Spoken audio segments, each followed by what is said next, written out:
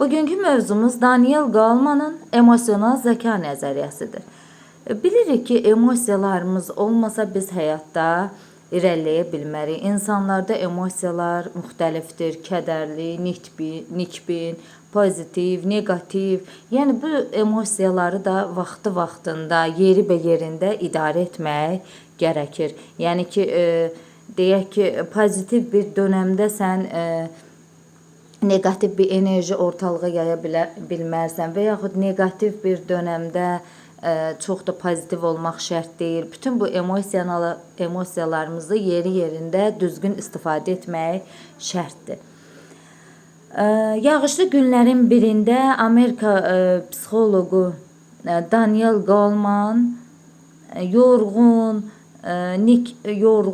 həm də ki kədərli bir halda avtobus dayanacağında marşrut gözləyir. Dayanacaq insanlarla dolu idi və onlar da həddən artıq yorğun idi. Avtobus gəlir. Goleman avtobusa minər-minməz qara dərli orta yaşlı sürücünün şən əhval-ruhiyyəsi onu özünə cəlb edir. O insan salam, necəsiniz deyə insanlara səslənir.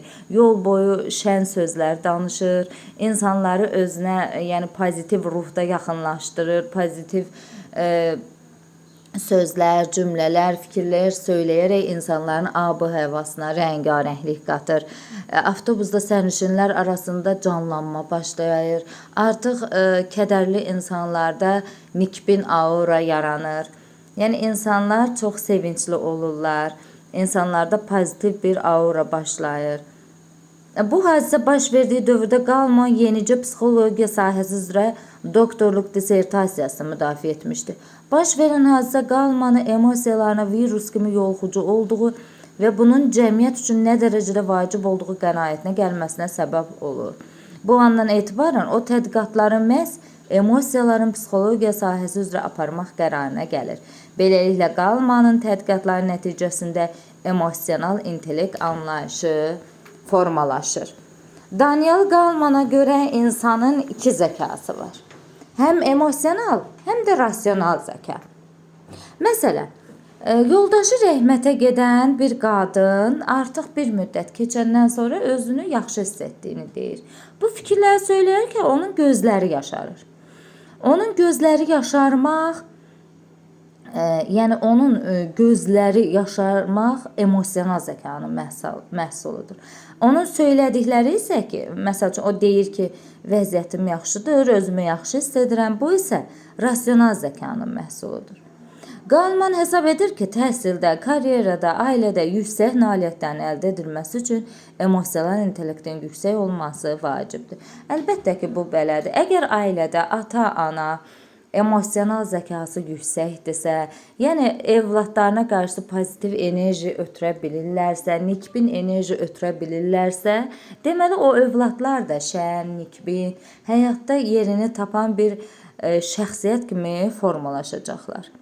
Goleman hesab edir ki, təhsildə, karyerada, ailədə yüksək nailiyyətlərin əldə edilməsi üçün emosional intellektin yüksək olması vacibdir. O, emosional intellektlə işləyərkən əsərində 2 universitet tələbəsinə həyat haqqında yazır. Yəni, burada 2 universitet tələbəsi barədə danışacaq. Bunlardan biri Pendir, biri Metdir. Onlar eyni universiteti bitiriblər. Pen həmişə akademik nəticələri yüksək olur, dərslərində qiymətləri həmişə əla olur, yüksək nəticələri olur. Met isə orta səviyyədə oxuyur. Ancaq Pen həmişə özündən razıdır. Pendə pozitiv enerji çox da görə bilmərsən, emosiyalarını düzgün idarə edə bilmir. Ancaq Met isə əksinə olaraq çox pozitiv biridir, emosiyalarını yeri-yerinə istifadə edən biridir.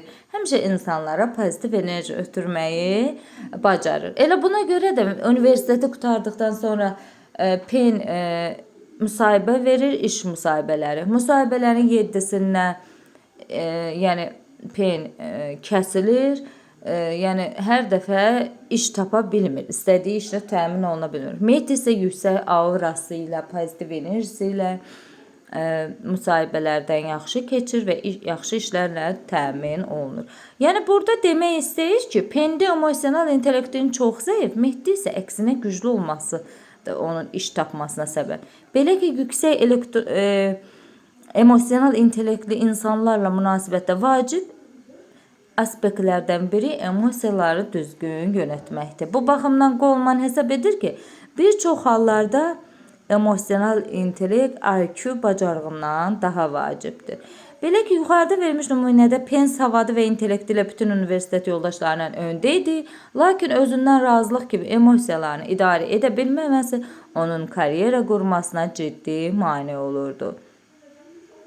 İntellekt özünün və başqalarının hisslərini müşahidə etmək, emosiyalar arasında fərqləri uyğun şəkildə müəyyənləşdirmək, düşüncə və davranışında emosional məlumatlıqdan istifadə etmək bacarığıdır.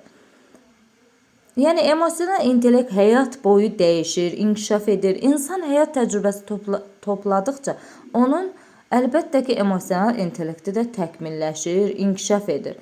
Bu da gələcəkdə sərbəst cəmiyyətə atılan zaman həyatın bütün aspektlərində insanın uğur qazanmasına kömək edir. Bir çox ədəbiyyatlarda müdrik şəxsiyyətlər, xarakter, temperament və s. kimi adlar verilir emosional intellektə. Daniel Goleman isə bunu emosional intellekt adlandırır. Gündəlik həyatımızın hər anında emosiyalarımızı idarə etməyimiz vacibdir. Golemanın araşdırmalarının nəticəsi olaraq emosional intellekti 5 komponentə ayırır. Özünü dərk, özünü idarə etmə, motivasiya, sosial məlumatlıq, münasibətlərin idarə olunması. Özünü dərk nədir? Bura şəxsin özü haqqında məlumatlığı, özünü tanıma xüsusiyyətləri, emosiyalarından agah olması. Bəzən insanlar öz hisslərindən xəbərdar olmur. Onlar ümumiyyətlə hissin nə olduğunu bilmir. Amma bu onların hisslərə malik olmadığından xəbər vermir. Uşaqlar bəzən öz hisslərini dərk etmirlər. Onları daim təcrübədən keçirirlər. Məsələn, iki şagird olur. Hirslənib digər şagirdə deyək ki, hirslənmə hissini bilmir. Digər şagirdə fiziki və yaxud hər hansı kobud sözlərlə onu təhqir edir. Yəni o hirslənmə hissinin bəlkə də nə olduğunu bilmir. Bu da hisslərin idarə etməsini çətinləşdirir. Hissləri idarə etmək üçün ilk növbədə onları tanımaq və dərk etmək lazımdır. İnsan mövcud vəziyyətdə nə hiss keçirdiyini və nə üçün bu hissi keçirdiyi haqqında düşünməlidir. Uşağın bu istiqamətdə özünü analiz etməsinə məhz onun ətrafında olan valideyn, müəllim, yetkin şəxslərin empatiya hissi ilə yol göstərməsi uşağın çətin emosional vəziyyətdən daha asan çıxmasına və özünü tanımasına müsbət təsir göstərir. Şagird dostunun ona dediyi sözə görə ondan inciyib, amma ona incidiyini deməyə əvəzinə dostuna hirslənir, onunla dalaşır. Bu zaman müəllimin şagirdə hisslərini anlamağa kömək edən aparıcı suallar verərək şagirdi mövcud vəziyyəti daha yaxşı dəyərləndirməsinə kömək edə bilər. Sən nə hiss edirsən? Səncə sən niyə özünü belə hiss edirsən? Bu zaman şagirdin öz hissini bir sözlə ifadə etməkdə çətinlik çəkdiyini müşahidə edə bilərik. Çünki biz böyüklər uşaqların öz hisslərini tanımasını təbii bir proses kimi baxırıq. Düşünürük ki, bu anadan gəlmə ola bilər. Ancaq yox, yaş artdıqca onlar öz hisslərini tanımalıdır. Həm də müəllim bu istiqamətdə onlara yönəldici suallarla yol göstərməli, şagirdlərin hisslərini anlamalıdır. Hisslərini tanımaq yalnız insanın hansı hisslərə malik olmasını bilməkdən deyil, bu eyni zamanda müəyyən hissin nə vaxt, hansı təsir altında, nə dərəcədə güclü surətlə üzə çıxmasından, keçirdiyimiz hisslərin davranışımızda necə əks olmasından xəbərdar olmaqdır. Belə ki, insanlarda müxtəlif hisslər fərqli intensivlikdə, fərqli səbəblərdən üzə çıxa bilər. Goleman qeyd edir ki, özünüdərk yüksək intuisiya və düzgün nəticə çıxarmanın nəticəsidir. O bunu hətta mənəvi kompas adlandırır. Belə ki, öz hisslərini tanıma eyni zamanda mənəvi dəyərləri müəyyən etmənin əsas komponentidir. Bu baxımdan Lawrence Kohlbergin irəli sürdüyü mənəvi inkişafın mərhələləri emosional intellekt ilə sıx bağlıdır. Emosional intellekt gücləndikcə rasionallaşma baş verir, yəni təfəkkür inkişaf edir, mənəvi dəyərlər dərinləşir. Özünü idarə etmə. İnsan öz hisslərini tanıdıktan sonra onları daha rahat idarə edə bilir. Yəni öz hisslərini, özünü dərkdə öz hisslərini tanıma mərhələsi. Artıq özünü dərk edir, özünü tanıyandan sonra artıq özünü idarə etməyi bilir. Burada əsas nəzərə alınacaq məqam istənilən hisslərin lazım gəldikdə güclü, lazım gəldikdə isə zəif bir üzə verilməsidir. Belə ki, istənilən hiss müəyyən səbəbdən insana təbiət tərəfindən bəxş edilmişdir. Bunların hamısının bizim üçün əhəmiyyəti var. Bu baxımdan hətta qəzəb hissinin belə lazım anda, lazımi miqdarda göstərilməsi insanlar arasında ünsiyyətin tənzimlənməsinə kömək edən faktordur. Özünü idarə etmə zamanı keçirilən hisslərin rasional düşüncə ilə köklənməsi çox vacibdir. Şagirdə düzgün yönəldici suallar verməklə mövcud hisslərini əsaslandırmağa kömək edə bilər. Yəni söhbət özünü idarə etmədən gedir. Məsələn, biz qeyd etdik ki, bayaq iki şagird dalaşır. Sonra isə o dalaşan şagirdə səncə dostun niyə belə etdi? Bəlkə sən onu düzgün anlamamısan? Onunla bunu müzakirə etmisənmi? Səncə həmin anda sənin belə reaksiyan doğrudurmu? Bu kimi sualların verilməsi şagirdə öz hisslərini rasional düşüncə ilə əsaslandırmağa və hisslərini idarə etməyə, sakitləşdirməyə kömək edir. Bəli, kimsə sizə əgər hirslənirsə, siz də özünüzü saxlaya bilməyi ona kobud sözlər deyirsə, yəni özünü idarə etmə zamanı bu cür suallar. Bəlkə sən onu düzgün anlamamısan? Onunla bunu müzakirə etmisənmi? Səncə niyə dostum belə elədi? Bax, bu kimi suallarla şagirddə özünü idarə etmə hissini anlaya bilərik. Hər hansı bir hadisəyə biz ilk növbədə hisslərlə cavab veririk. Bu hisslər güclü olduqda rasional düşüncə arxa planda qalır. Belə olan halda hisslər göstərdiyimiz davranışda səs-küy, xaotik olaraq təzahür edir. Bu da bir çox hallarda özümüzə və ətrafdakilara dağıdıcı təsir göstərə bilər.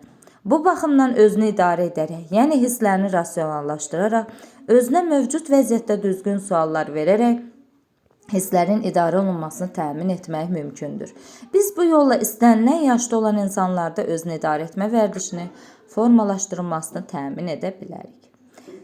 İndi gəlir motivasiya mərhələsi. Emosional intellektin bir digər komponenti olan motivasiya insanı nailiyyətə sövq edən faktorlardan biridir. Xüsusilə işlərin rəvan getdiyi məqamlardan başqa çətin situasiyaları davamlılıq göstərməyə, nəticədə məqsədə çatmağa imkan verir. Motivasiya iki cür olur, daxili və xarici motivasiya. Daxili motivasiya bizim öz içimizdən gəlir. Yəni hər hansı bir çətinlik, problemlə qarşılaşanda və yaxud qarşımıza məqsəd qoyuruq ki, məsəl üçün sertifikasiya hazırlaşacağam və yaxud miqə hazırlaşacağam. Bu zaman bizim metakognitiv bacarığımız yüksək olmalıdır. Daxili motivasiyamız mən yəni arzularıma çatacağam, bunun üçün çalışmalıyam.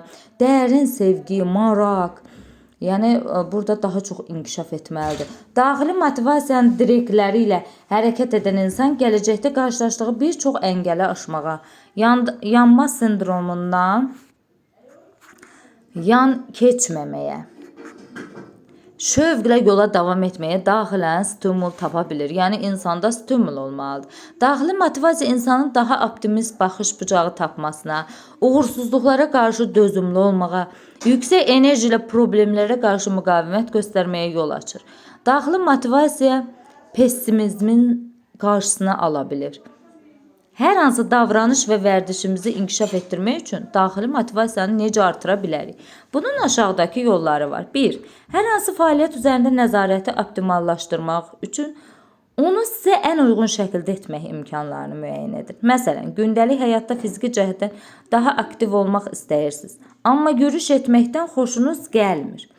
Onda siz velosiped sürə bilərsiniz, rəqs edə bilərsiniz. Yəni psixomotor bacarıqlı başqa xoşladığınız hərəkəti edə bilərsiniz. Və yaxud hansısa iş çox asan və çox çətindirsə, bu sizin motivasiyasının azalmasına səbəb olacaq.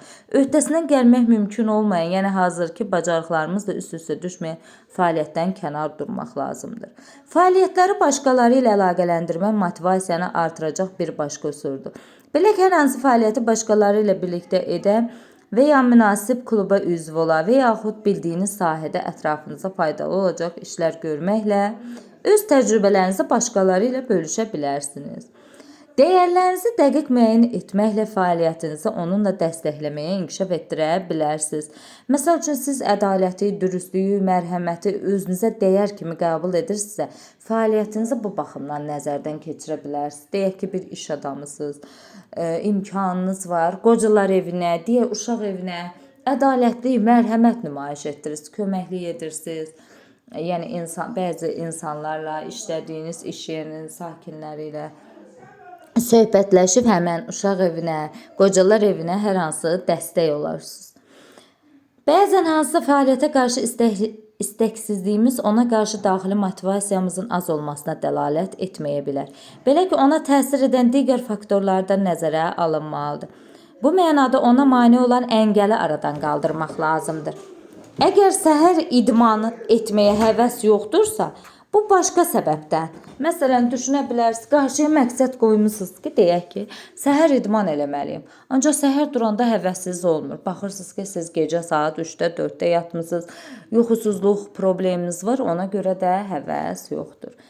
Xarici motivasiya isə daxildən gələn zövq, maraqdan fərqli olaraq tərif, mükafat, cəza və s. kimi xarici faktorlardan asılıdır.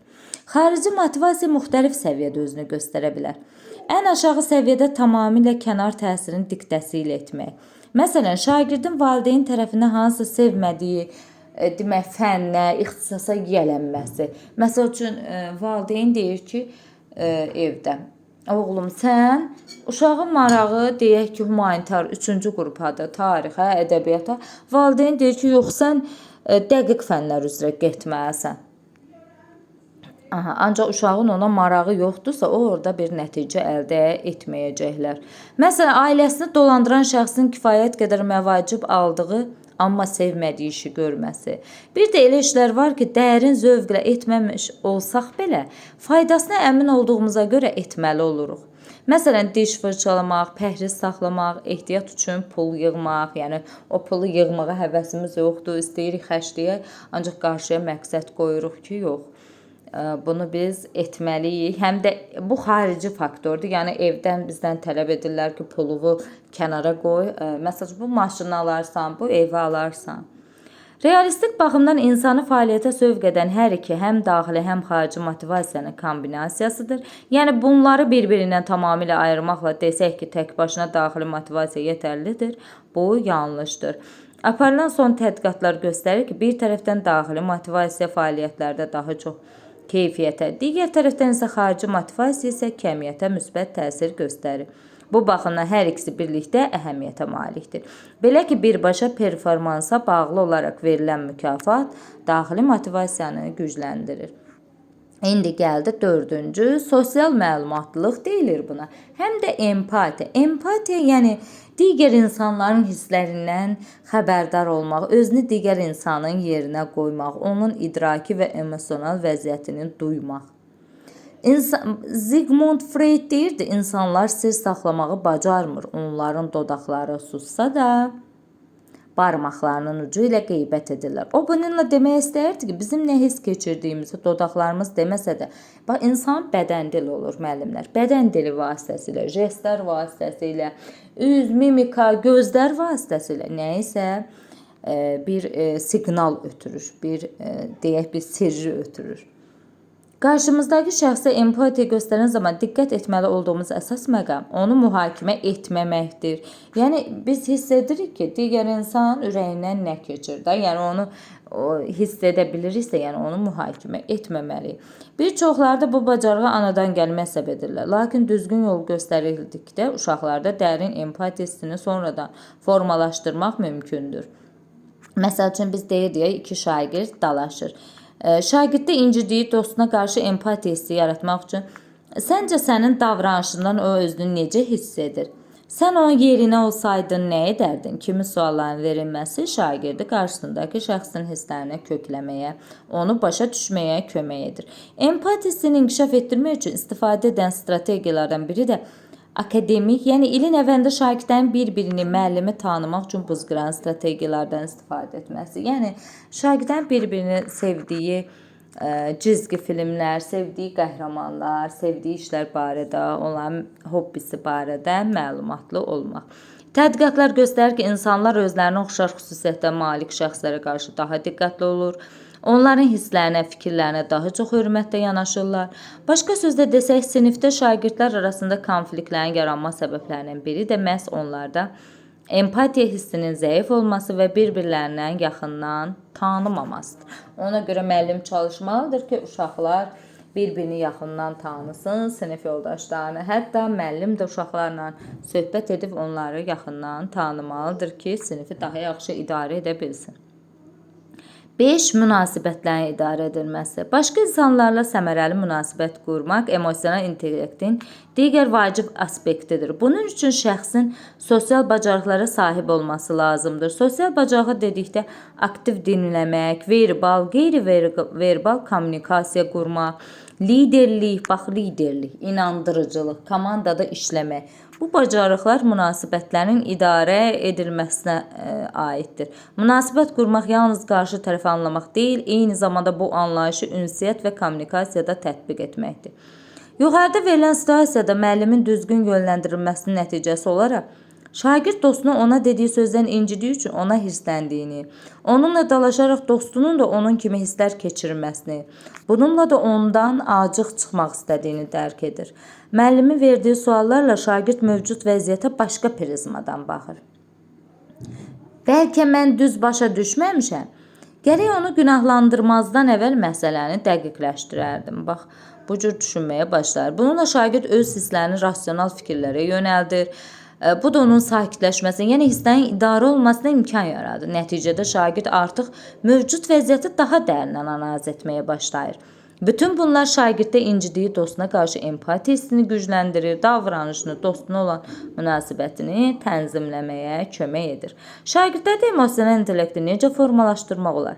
Sinifdə şagirdlərə özünü ifadəyə şərait yaratmaq, səmərəli təlim və ünsiyyət mühiti formalaşdırmaq, istedadlı və potensialı yüksək olan şagirdləri üzə çıxarmaq, yaradıcı yanaşmanı dəstəkləməklə emosional intellekti formalaşdırmaq və inkişaf etdirmək olar.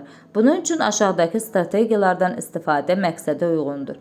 İstiqamətləndirici sualların verilməsi, dəstəkləyici mühitin yaradılması, özünü qiymətləndirmə və qarşılıqlı qiymətləndirmə strategiyalarının istifadəsi, metakognitiv düşüncəni dəstəkləyən fəaliyyətin keçirilməsi, refleksiya etməsinə istiqamət verilməsi. Emosional intellekt kimə nə zaman lazımdır? Şagirdlərə, sinif yoldaşları, müəllim, valideynlərlə ünsiyyət qurmağa imkan yaradır, konfliktləri sağlam şəkildə həll etməyə imkan yaradır. Həm də emosional intellektə malik şagird yüksək tənqidi məntiqi təfəkkürə malik olur. Rəy vermə prosesində daha səmərəli olur, öz səhvlərini düzəldir, dəyərindən öyrənmə baş verir. Belə uşaqlarda açıq düşüncə tərzi, Dweck'in açıq düşüncə tərzi daha da inkişaf etmiş olur. Düzgün formalaşdırılmış emosional intellekt eyni zamanda şagirdlərdə fənnə, verilən tapşırıq marağın, daxili motivasiyanın yaradılması müsbət təsir edir. Belə şagirdlər sevmədiyi bir tapşırığı yerinə yetirərkən emosiyalarını idarə edir, daxili motivasiya hesabına həmən işi görməyə başlayırlar. Ümumilikdə emosional intellektin inkişafı şagirdlərin şəxsiyyət kimi formalaşmasıdır. Gələcəkdə sərbəst seçimlər etməsində, öz həyat yolunu düzgün seçməsində mühüm əhəmiyyət kəsb edir. Emosional intellekt yalnız şagird üçün deyil, eyni zamanda müəllim üçün də vacib olan aspektlərdəndir. Belə ki, şagirdlərə bilik, bacarıq vermək, eyni zamanda onların emosional intellektin formalaşmasını təmin etmək müəllimin özündən yüksək emosional intellekt tələb edir. Bu baxımdan müəllimin rol model olması çox vacibdir. Çünki şagirdin emosional intellektin formalaşmasına görə təkrar edərək öyrənməkdən ibarətdir. Bu, beynimizdə olan güzgü neyronları vasitəsilə baş verir. Bu neyronları baxaraq təkrar edərək öyrənməni təmin edir. Ona görə müəllimin örnək olması, şagirdin şəxsiyyət kimi formalaşmasına və gələcəkdə cəmiyyətə yararlı vətəndaş olmasına zəmin yaradır. Müəllim təlim prosesində, sinif saatlarında, məktəbdən kənar tədbirlərdə, ünsiyyət zamanı formalaşması və inkişaf etdirməsi olduqca vacibdir. Həm də müəllim şagirdlərini tanımalıdır ki, hər bir şagirdin nəyə marağı var, onların emosiyalarına, onların intellektindən şagirdləri tanımalıdır. Gələcəkdə onların düzgün seçim etməsinə yol göstərməlidir. Uşaqların şəxsiyyət kimi formalaşmasında valideynlərin də rolu əvəzsizdir. Bu baxımdan valideynin emosional intellektinin yüksək inkişafı şagirdə birbaşa təsir edən faktorlardandır. Valideynlərin mütəmadi olaraq bu sahədə maarifləndirilməsi, valideyn icrası zamanı onların emosional intellekt haqqında məlumatların verilməsi şagirdlərin şəxsiyyət kimi formalaşmasına mühüm rol oynayır. Bəli, hər bir müəllim öz valideyn, ata, ana öz övladlarının emosional intellektini formalaşdırmaq üçün əvvəlcə onlara nümunə olmalıdır. Yəni pozitiv insanlar olmalıdır. Övladlarını pozitivliyə kökləməlidir. Həmişə onlara ruh yüksəkliyi verməlidir. Hər hansı imtahanda BSG, KSG və yaxud buraxılış imtahanlarında aşağı nəticə göstəriblərsə, onlara dəstək olmalıdır. İmtahana hazırlaşan zaman onlara daxili motivasiyanı, xarici motivasiyanı yüksəltmək üçün onlara ipuçları verməlidir ki, onların evladlarında daxili motivasiya yüksək olsun və onlar istədikləri ixtisasa yiyələnsinlər, cəmiyyətə yararlı vətəndaş kimi böyüsünlər.